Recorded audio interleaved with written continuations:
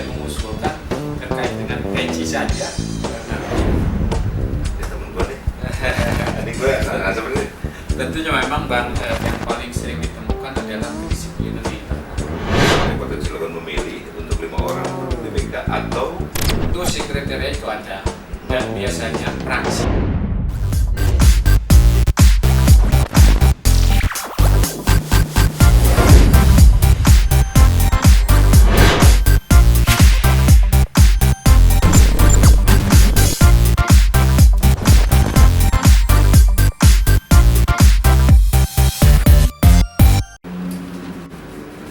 Selamat berjumpa kembali dengan saya Pusat Putra di Sudut Pandang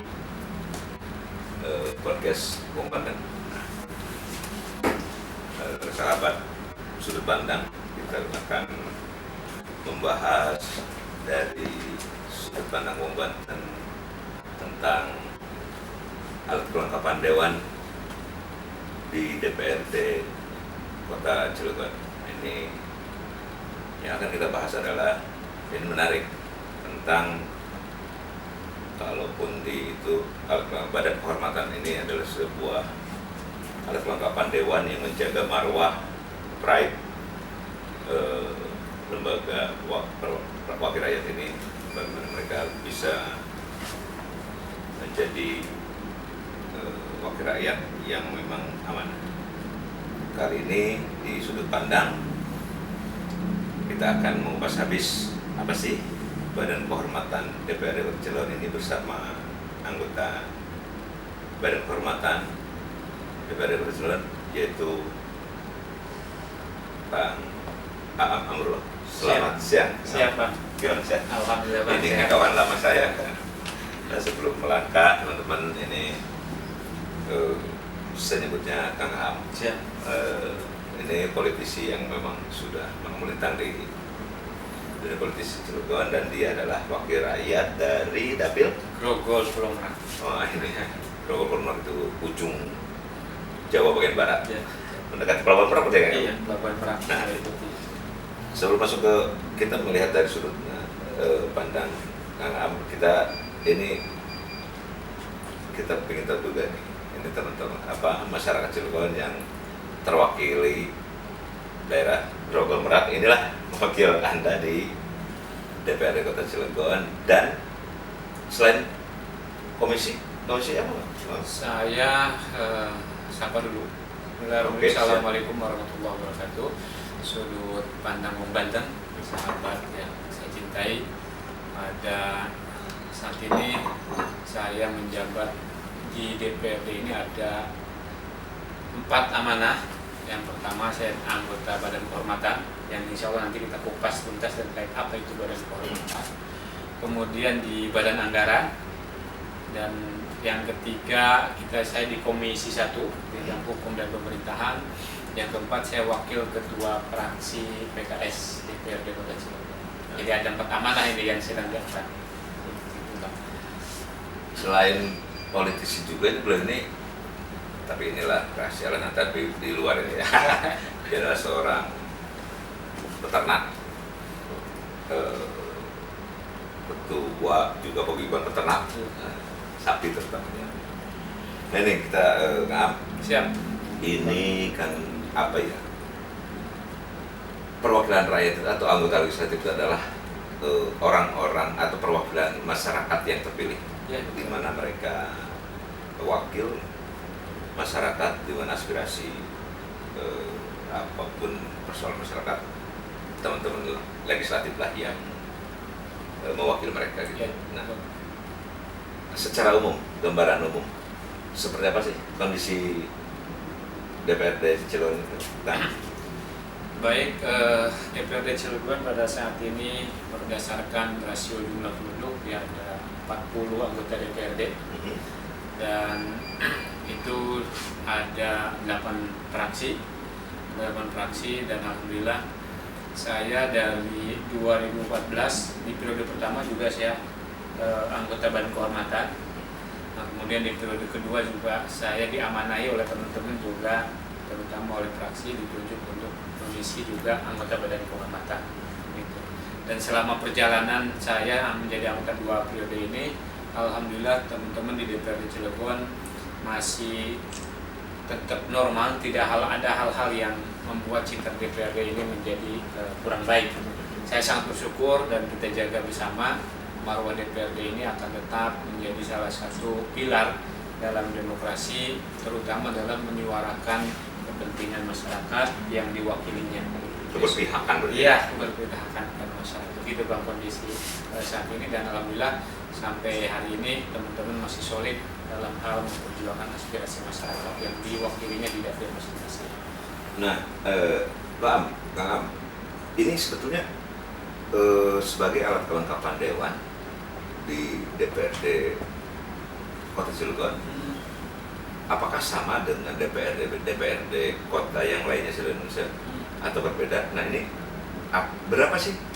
Bagaimana untuk menjadi anggota BK ini gitu kan? Apakah memang ada sebuah proses tertentu gitu kan banyak ini 40 dan berapa orang yang dipilih untuk menjadi BK? Nah. Baik, memang di seluruh Indonesia anggota Badan Kehormatan Kabupaten Kota itu sama jumlahnya Bang, yaitu 5 orang. Oh, 5 orang ya, terdiri dari 1 ketua, wakil ketua yang menjadi anggota. Berdasarkan tata tertib DPRD Kota Cilegon, bagaimana proses pemilihan yang 5 orang dari berbagai fraksi ini memang ada mekanismenya.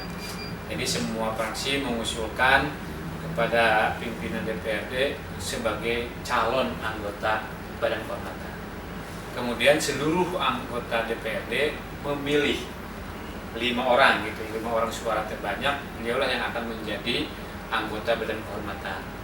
Nah, kemudian siapa yang akan menunjuk ketua dan wakil ketua adalah anggota Badan Kehormatan yang sudah terpilih 5 orang itu. Nah, 5 orang itu lah yang menentukan ketua dan wakil ketua, selebihnya anggota. Seperti itu proses yang kalau kita baca di Tatib DPRD itu ada di pasal 66, 67, 68 terkait dengan mekanisme pemilihan, kemudian tugas dan pokok fungsi DPRD, Badan Kehormatan di Kota Cilegon. Nah, yang menarik di dalam proses ini kan ini ada 40 anggota legislatif. Nah, ketika di dalam katakanlah penjaringan, apakah itu seluruh anggota DPRD Kota Cilegon memilih untuk 5 orang duduk di BK atau berdasarkan fraksi-fraksi atau seperti apa mekanismenya? Jadi memang sesuai dengan tatib DPRD bahwa itu semua anggota DPRD mempunyai hak yang sama untuk duduk di Badan Kehormatan yang diusulkan melalui fraksi-fraksi, dan mekanisme pemilihan dipilih oleh anggota DPRD. Tentunya mungkin kita berdasarkan komunikasi, berdasarkan mungkin melihat track record, melihat dan lain-lain, masing-masing punya pilihan siapa kira-kira yang layak untuk menjadi anggota Badan Kehormatan. Nah, oke, kita tarik. Berarti fraksi mengajukan ya. Nah, ini menarik nih, sahabat sudut pandang ini dari penjelasan Kang Am tadi. 2014 Kang Am udah di BK. Awal 2014 setengah periode saya di Badan Kehormatan. Wah, ini di periode kedua ini kita setengah periode terakhir. Berpikir berarti ini Badan Kehormatan itu seperti tanda kutip pengawas semua ya. Karena disitulah ada marwah yang harus dijaga. Apa sikap, sifat, etika. Ada nggak untuk menjadi anggota BK itu siapapun dari fraksi manapun ada kriteria nggak? Tentu si kriteria itu ada, dan biasanya fraksi yang mengusulkan itu akan melihat. Dan dari anggota fraksi itu kan ada yang 10, ada yang 6, ada yang 4, ada yang 2. Fraksi itu pada prinsipnya minimal 4 orang dan 4 anggota, baik itu fraksi utuh atau fraksi gabungan. Maka dia akan melihat kira-kira siapa sih yang cocok gitu kan untuk menjadi Badan Kehormatan, dan itulah yang diutus oleh fraksi masing-masing. Tentu fraksi punya kriteria tersendiri gitu kan. Walaupun di dalam tertibnya tidak didetailkan bahwa harus kriteria A, B, C, D. Tapi fraksi masing-masing itu mempunyai kriteria tersendiri kan itu. Mungkin ini yang lebih pas menjadi Badan Kehormatan dengan pertimbangan A, B, C, D. Nah, ini ternyata disembunyikan di rahasianya. Nanti biarin aja lah itu. Apakah semua ingin menjadi BK atau seperti apa, kan akannya banyak nih? Tentunya semua anggota tentunya keingin ke sana ada, karena memang salah satu, ya mohon maaf, ini BK ini punya pokok fungsinya itu sangat luar biasa, terutama di dalam menjaga disiplin anggota. Menjaga disiplin anggota, yang kedua juga melihat bagaimana selain disiplin, anggota ini melanggar nggak terhadap sumpah janji. Yang ketiga, tugas pokok fungsinya adalah merespon setiap pengaduan baik dari anggota, dari pimpinan, dari masyarakat, gitu kan, terkait dengan etika dan disiplin masing-masing anggota DPRD. Tentunya semua pengen ke sana, tapi sekali lagi itu kan ada yang diutus oleh fraksi dan juga dipilih oleh anggota DPRD. Yang terpilih itulah mungkin teman-teman melihat bahwa inilah yang layak menjadi anggota DK. Dan jadi artinya saya melihat keterangan Kang bahwa BK pun akhirnya harus menjadi sebuah contoh atau etalase bagi masyarakat. Oh ini loh BK-nya tegas, atau maunya BK-nya memang sesuai dengan etika yang ditetapkan DPRD. Ya. Nah, ini menarik nih, berarti kalau dari 2014 setengah periode sekarang di setengah periode akhir, kalau 2014 setengah periode awal. Nah, suka dukanya apa sih? Suka dukanya memang Apa yang bukan sebenarnya, apakah karena kita sesama, mungkin di BK sesama anggota dewan sama wakil rakyat, tetapi ini ada saya BK punya tugas lebih loh, menjaga marwah, dalam tanda kutip mengendalikan atau mengawasi sikap, etika, baik ya katakanlah pengaduan ataupun apa aspirasi dari masyarakat. Ini apa nggak menurut kamu itu ada ini nggak gitu? Ya temen gue nih, ini gue seperti tentunya memang Bang, dalam melaksanakan tugas pokok fungsi Badan Kehormatan itu bukan hal yang mudah ya. Karena satu, kita sesama teman ya kagok ya. Iya, dalam artian kalau bahasa teman-teman jeruk makan jeruk. Lah ya. Tapi karena kita ini sudah diamanatkan oleh konstitusi dan diatur dalam tata tertib dan juga ada aturan undang-undang yang mengatur itu, sehingga ini kembali lagi kepada kita masing-masing treatmentnya seperti apa. Misal contoh terkait dengan kehadiran di rapat, Badan Kehormatan penyampaian, sidang paripurna penyampaian bajunya pendek, kalau penetapan panjang, kemudian dari sepatu itu nggak boleh sepatu sembarangan. Nah, untuk mendisiplinkan teman-teman itu perlu komunikasi. Yang saya lakukan adalah personalitasi. Personalitasi itu dalam artian kita menyentuh secara pribadi, tapi nggak menyerang secara pribadi. Kita sentuh hatinya bahwa tata tertib kita mengatur ini saya ingetin. Bahkan saya mengusulkan terkait dengan peci saja, nanti BK yang periode sekarang ini nanti akan kita siapkan, karena kadang-kadang lupa. Ini kita wajib memakai peci nih dalam tata tertib kalau paripurna. Iya. Kadang-kadang ada yang lupa. Saya bilang nanti siapin di sini. Kalau ada yang lupa suruh pakai. Jadi menyiapkan. Siapa menyiapkan. Mulai tahun depan itu sudah menyiapkan itu. Gitu. Karena ya tidak dipungkiri kadang-kadang kita juga lupa. Iya, kadang-kadang di mobil, ada di motor gitu ya. Sehingga ini untuk menjaga tetap bahwa DPR itu punya marwah sendiri dari segi uniform saja sudah, kemudian dari segi kehadiran itu ke depan saya juga mengusulkan kepada pimpinan BK itu ada BK reward lah gitu. Siapa yang rajin, bahkan saya tadi juga ke staf mohon ditandai siapa yang datang nomor 1, nomor 2 sehingga kita enak untuk mengevaluasi gitu. Karena sekali lagi ini harus punya seni tersendiri ya di dalam menjalankan tugas pokok fungsi di Badan Kehormatan. Karena badan sendiri sih gimana ya badan sendiri. Nah, agak menarik bahwa kalau pengawasan itu kan, apakah itu BK ini tugas fungsinya berlaku hanya di lingkup DPR aja ketika bekerja, atau memang di luar jam kerja di luar namanya bergaul berinteraksi dengan masyarakat, berbahasan atau di tempat tinggalnya. Ini BK juga di situ berperan nggak? Sesungguhnya kalau kita baca di tata tertibnya bahwa BK ini menjaga etika dan disiplin.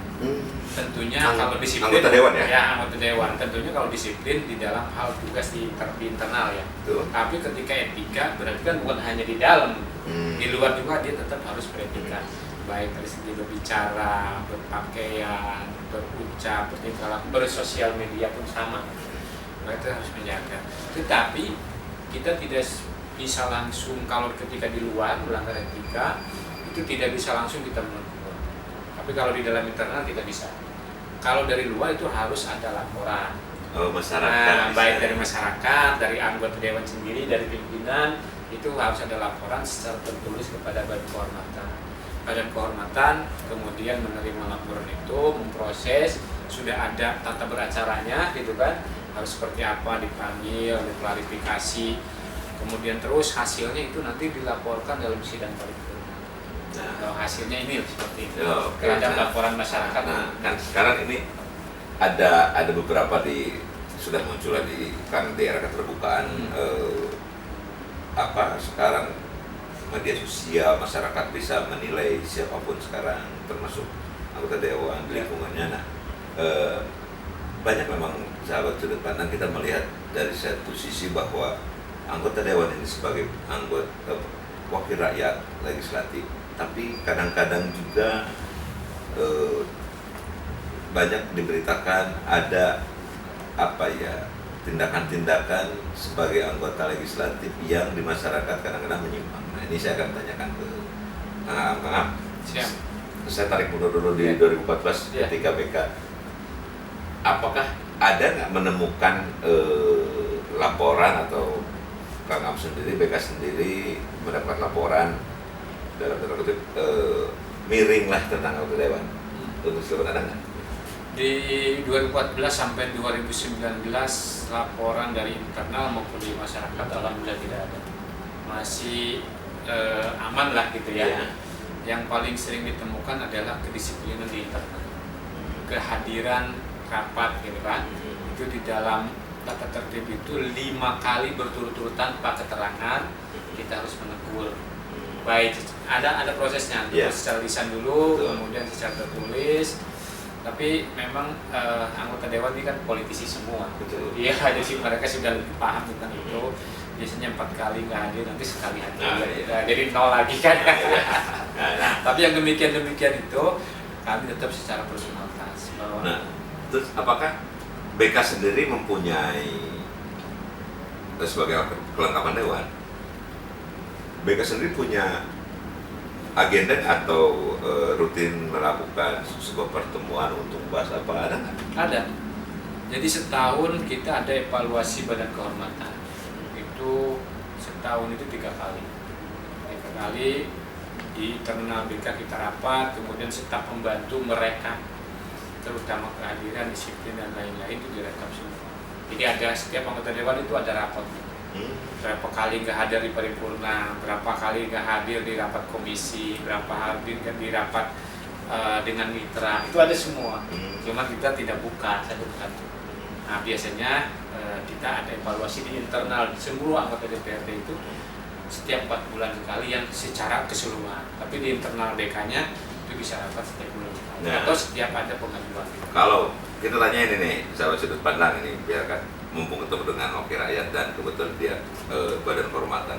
Nah, kalau secara rate gitu atau katakanlah angka kita 1 sampai 10 kehadiran anggota dewan di Cilegon ini, kalau boleh ngasih raportnya itu di angka berapa? Dilihat kehadiran terutama internal, karena laporan dari 2014 sampai 2019 tidak ada aduan masyarakat. Ini internal ini memang akhirnya masuk persoalan kehadiran lah tadi. Kalau boleh 1 sampai 10 dapat nilai berapa tuh raportnya itu? Ya, kalau saya lihat karena selama ini keseluruhan ya? Ya, keseluruhan alhamdulillah selama ini setiap rapat paripurna nggak pernah quorum. Paling agak mundur gitu.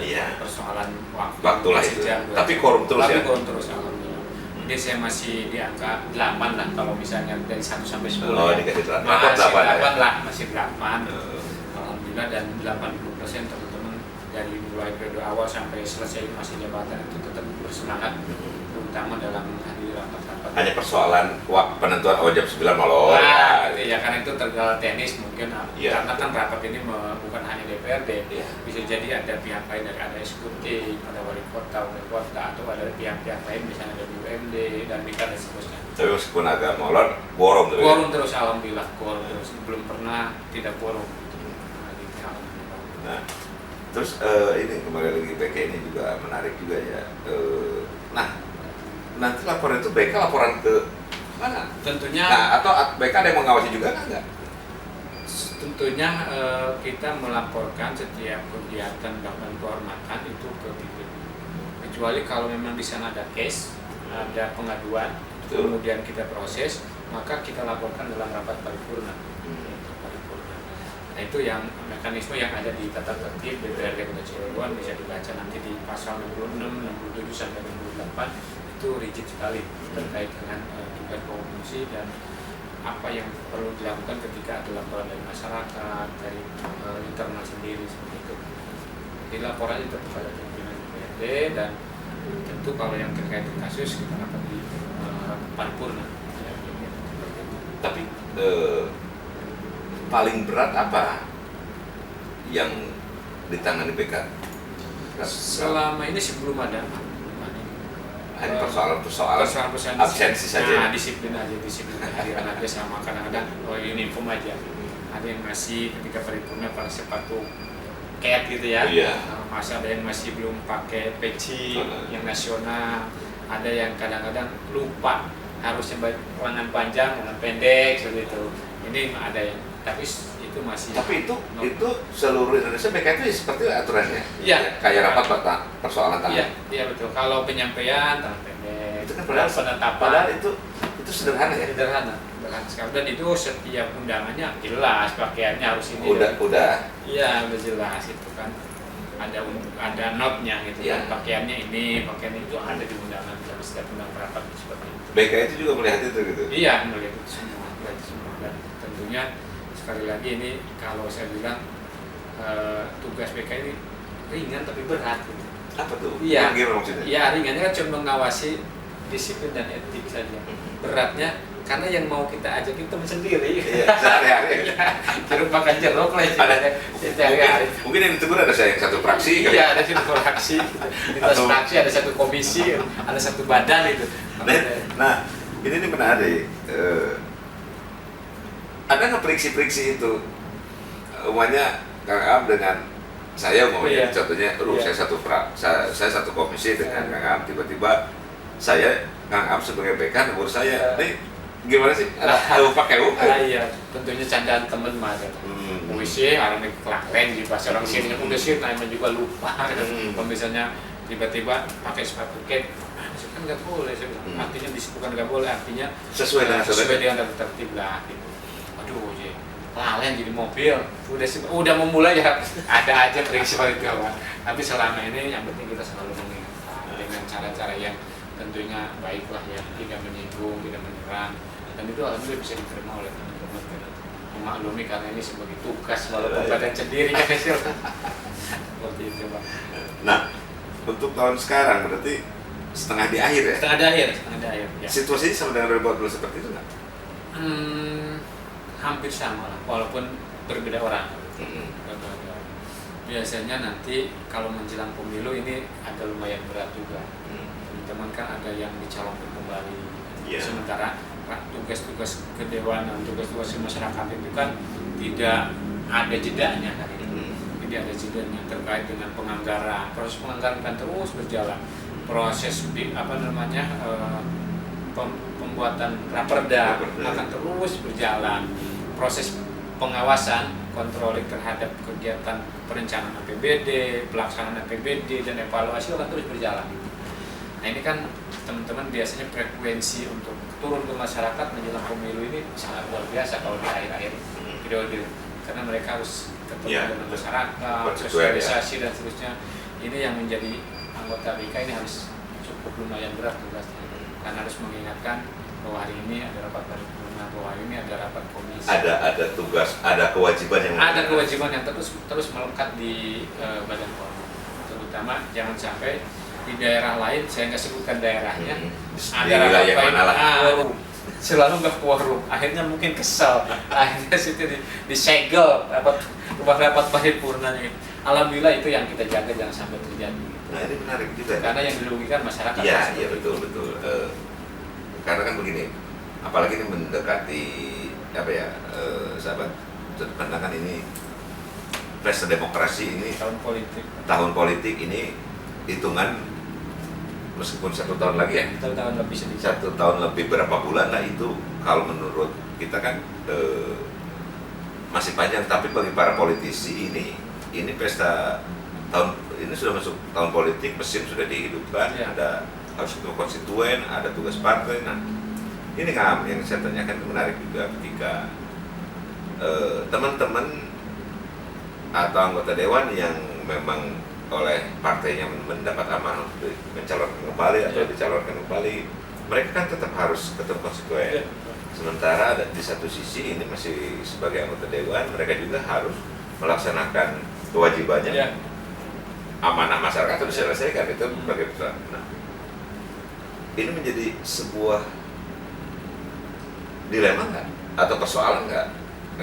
Ketika di akhir-akhir menjelang tahun politik ini. Tentu ini menjadi suatu hal yang harus menjadi perhatian khusus ya, terutama bagi incumbent yang di situ. Jangankan kita bukan di tahun politik, bukan di tahun politik aja anggota itu padat sekali. Bayangin satu komisi ada 8-10 orang harus mengawasi sekian puluh dinas. Satu dinas itu kan berapa kabit, berapa kasih, yang luar biasa sekali. Kemudian ada masuk beberapa raperda baik dari internal maupun dari pemerintah kan gitu. Itu yang harus diselesaikan. Target-target itu tidak boleh artinya tidak terlaksana, karena apalagi terbengkalai. Karena sekali lagi kalau tidak terlaksana, apalagi terbengkalai, itu yang dirugikan tentu masyarakat. Contoh misalnya terlambat penetapan APBD, tentunya kan molor juga, bahkan disanksi oleh pemerintah pusat kan gitu. Ya, turun betul. Rugi lah masyarakat masih ingin menjadi suatu hal yang harus menjadi perhatian khusus. Tapi saya yakin kalau para politisi ini memang waktu yang diberikan setiap harinya itu lebih dari yang lain. Kalau yang mungkin ada jam kerjanya, misalnya ASN atau yang kerja di pabrik, ada 8 jam lah satu hari. Anggota dewan ini bisa 18 jam sehari, tidur bisa hanya 4 jam sehari kan gitu. Itu bedanya. Walaupun kayaknya kayak nggak bekerja, padahal luar biasa. Tuntutan dari masyarakat itu harus ada undangan, ada pertemuan, ada kegiatan kemasyarakatan, ada aduan gitu kan. Itu nggak berhenti mengalir, bahkan dari mulai setelah sholat subuh sampai malam aja masih. Kayaknya waktu itu kurang 24 jam ya? Kalau melihat dari kewajibannya itu, gitu. Jadi nambah 25 jam. Kalau waktu yang tersedia itu masih banyak kewajibannya. Ngapain dulu? Jadi dulu. Menarik. Ini saya tanya nih, ketika Kang Am, terus Kang Am, bagaimana Kang Am menyikapi ketika Kang Am umpamanya di tahun depan mencalonkan mencalonkan kembali untuk menjadi wakil rakyat, sementara juga tadi harus harus menyelesaikan amanah-amanah yang diamanatkan oleh rakyat, tapi Kang Am juga adalah PK. Nah ini untuk Kang Am sendiri punya trik atau kiat-kiat nggak, bagaimana sih jadi seimbang gitu? Ya terus terang saya buat diagram yang intinya skala prioritas. Kalau hari ini misalnya agenda tuh padat sekali, maka saya harus buat prioritas mana yang hari ini harus diselesaikan, mana yang bisa ditunda besok. Karena kalau nggak begitu memang waktu ini kurang.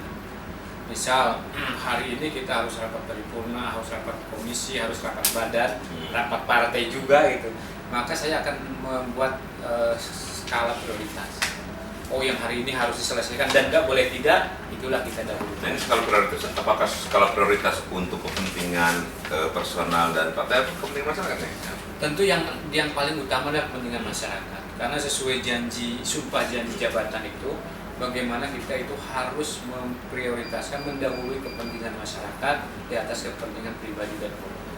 Tentunya yang akan menjadi prioritas utama adalah bagaimana kepentingan masyarakat, terutama masyarakat yang saya wakili, gitu kan, dapil Golkar Pulau Merak, yang telah menitipkan suaranya untuk saya perjuangkan kepentingan masyarakat itu.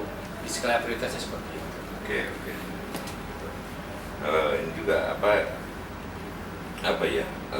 Memang akhirnya saling tarik menarik tapi ya kepentingan. Ini BK-nya ini nggak seperti yang harus di atas ya? Ya tentu karena Marwah ini di ya, sana. marwah ini harus menjaga supaya sekali lagi kalau kita yang bukan menjaga siapa lagi kan di marwah DPRD ini yang selalu dibilang orang yang terhormat. Iya, Selalu yang terhormat. Iya, wakil rakyat yang terhormat. Terhormat. Nah ini juga apakah dalam hal ini BK sendiri pernah nggak melakukan pemanggilan atau apa gitu selain surat teguran? Selama ini saya alhamdulillah belum ada Pak, karena sekali lagi pemanggilan itu harus berdasarkan laporan, ya, laporan baik dari anggota DPRD, dari pimpinan atau dari masyarakat. Nah selama ini alhamdulillah belum ada pernah laporan dari masyarakat, dari anggota, dari pimpinan ke BK terkait dengan satu kedisiplinan, yang kedua terkait dengan etika, etik lah di masyarakat. Alhamdulillah belum ada. Ya paling tadi itu kami menegur terkait dengan kehadiran dan disiplin terkait dengan pakaian dan lain-lain. Nah ini terakhir,